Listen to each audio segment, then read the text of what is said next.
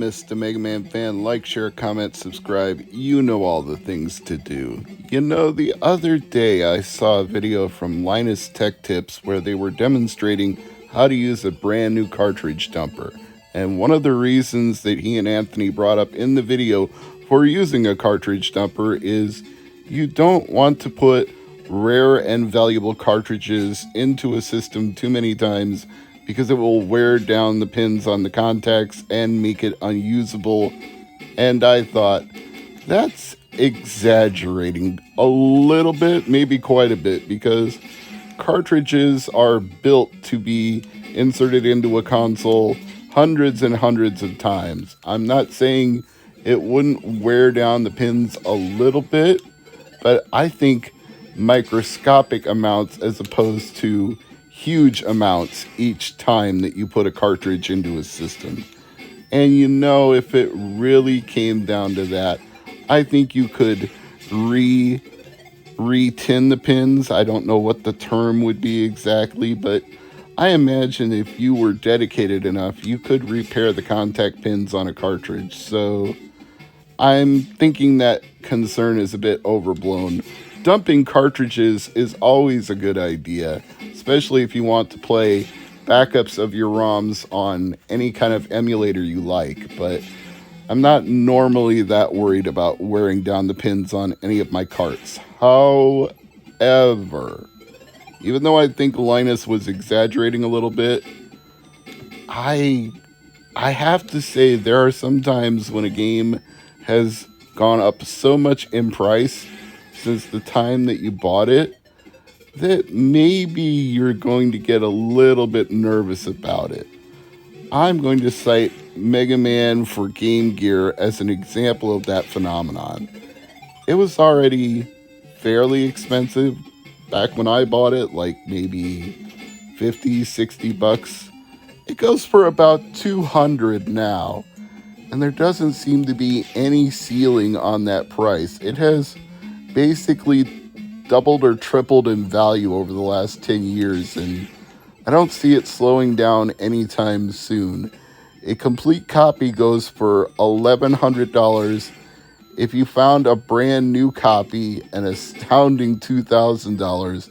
The box alone $460, and the manual alone $130. So this is a game where maybe you don't want to put it into your Game Gear repeatedly or into the adapter for the Analog Mega SG or for the Analog Pocket.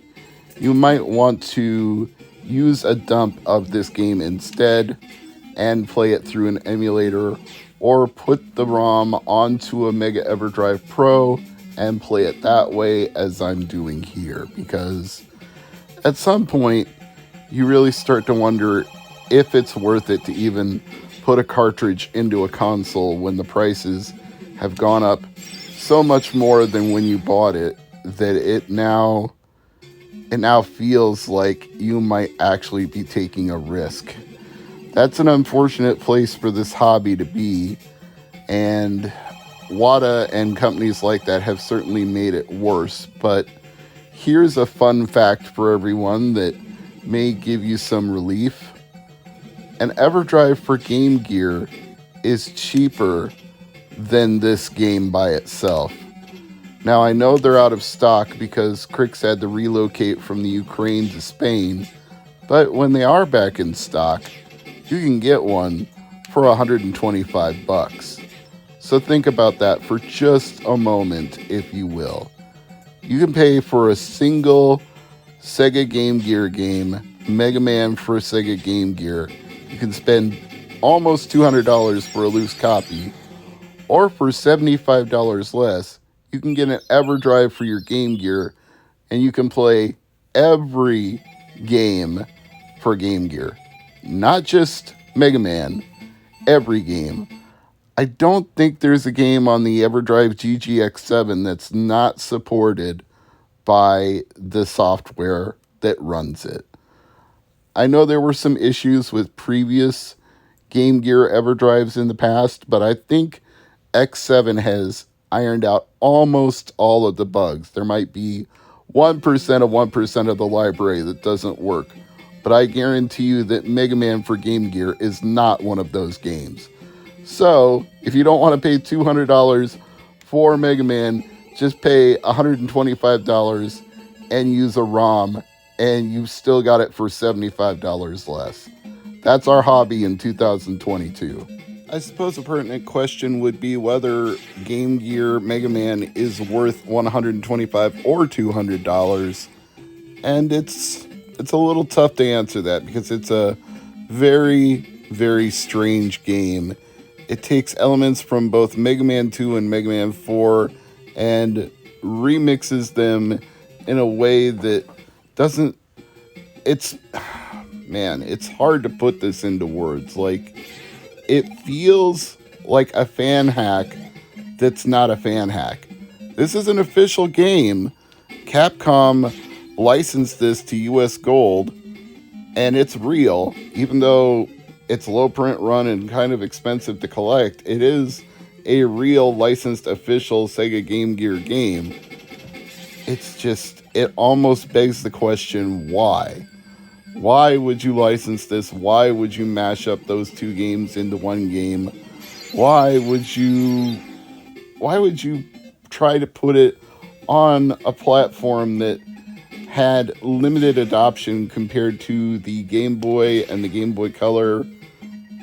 It was almost doomed to be a low print run game from the very start. And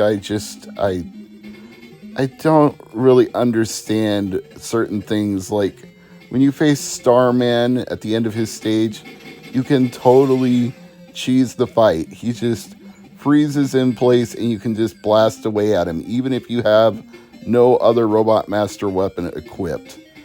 The challenge level is not as high as you would expect for a Mega Man game. That may just be because in converting it to the Game Gear, they couldn't keep enough of the original items from Mega Man 2 and Mega Man 4 that made those games challenging.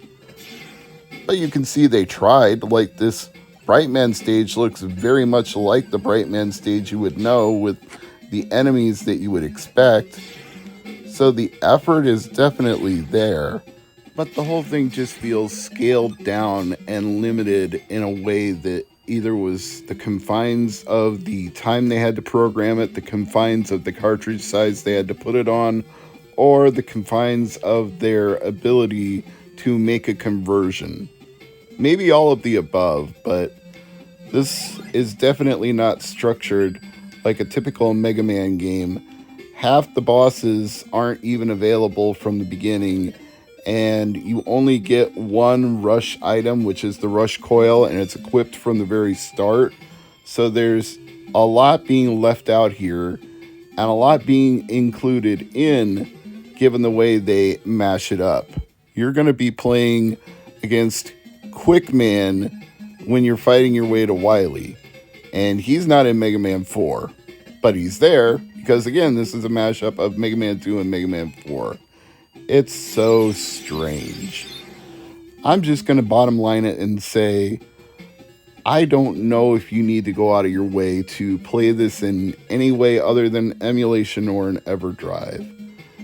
It's nice to have another Mega Man game on Sega Genesis for Mega Man. I'm glad to feature it and talk about it, but it's far from the best Mega Man game you can play.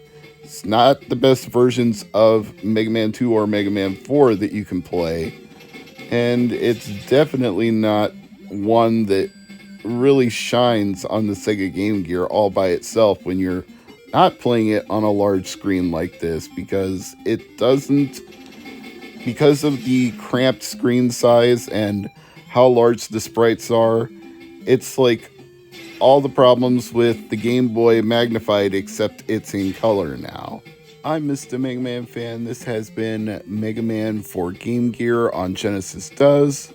Thanks for watching.